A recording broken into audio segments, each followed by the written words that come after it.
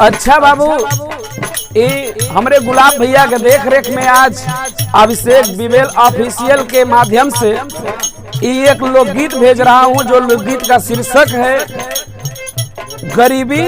गरीबी क्या चीज होती है। और आशा नहीं विश्वास बा आप लोगन से कि जैसे हर कैसेट में आप लोगन का प्यार दुलार मिलल, ऐसे ही आज भी पंचदेव पगला के वहीं पे आशीर्वाद और प्यार दुलार मिलेगा। कहना है क्या, हर किस्मत का खेल विधना हर पल खिलावेला, हर किस्मत का खेल विधना हर पल खिलावेला, जवन चाहे पावन पापी पेटवा करावे।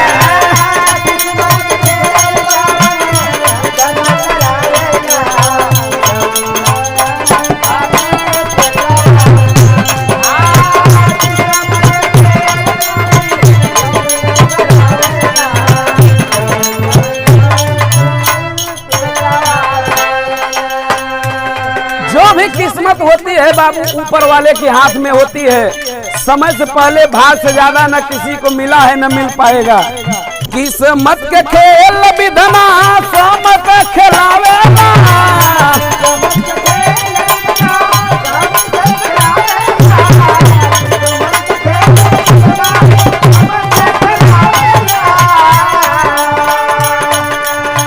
कभो दाना पानी नहीं,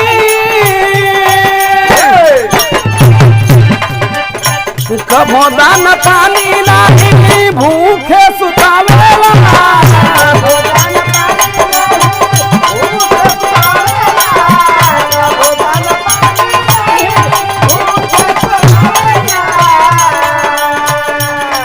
कभो घूसखोरी कभो चोरियो करावेला, कभो घूसखोरी कभो चोरियो करावेला, जवन चाहे पावन पापी पेटवा करावेला।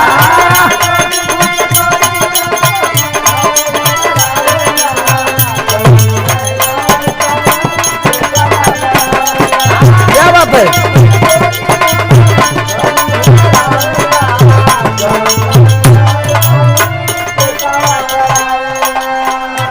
किस्मत का खेल विधना समय पे खिलावेला, कभो घूसखोरी कभी चोरियो करावेला, तब पर भी आदमी के भूखे सोए के पड़ जाला। गुरुजी आप बैठे हैं, कोई गलती रहेगी उसके लिए माफी है, लेकिन कभी चोरी करने पर भी भूखे सोना पड़ता है। कहना है अगली लाइन में, कभी कुछ पावे नहीं डांट के भगावेला,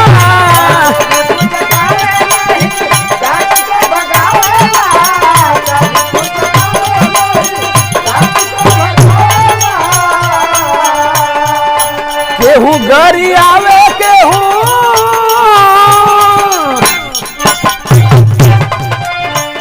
केहू गरी आवे केहू मेहना सुनावे,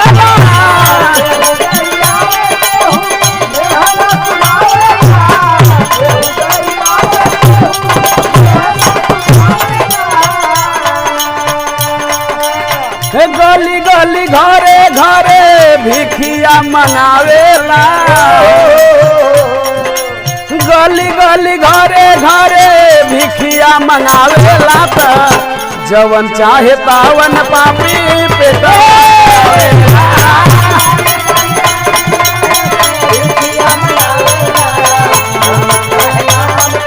क्या बात है।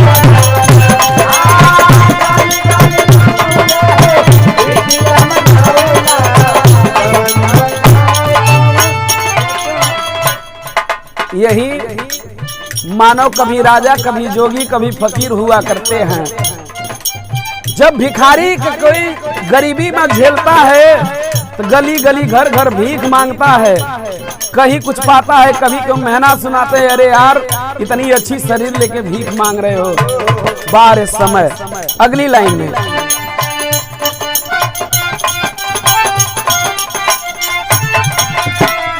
समय के चलते राजा भइल भिखारी,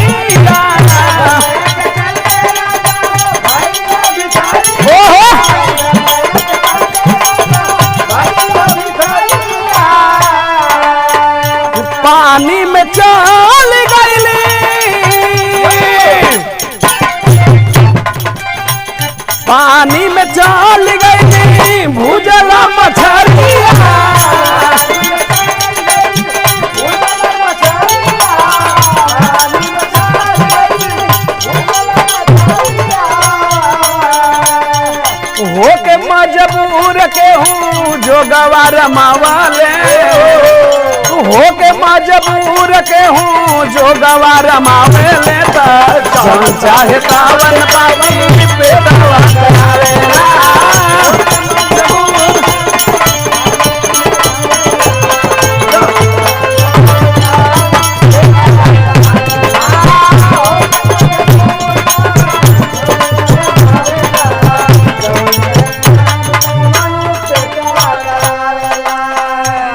समय के चलते बड़े बड़े राजा लोग भी एक दिन भिखारी हो गए।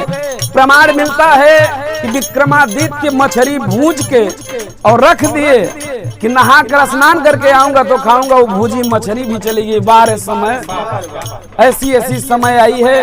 राजा भरथरी राज दरबार में रहते थे, लेकिन एक दिन मजबूर होकर उनको जोगी बनना पड़ा। यही समय की कहानी है। अगली लाइन में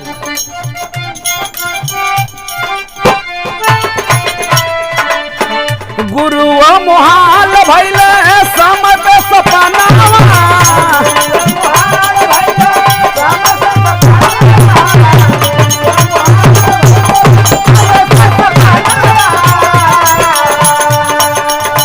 रघुबर विदेशी फुल्ला रघुबर विदेशी फुल्ला सी चले चमनावा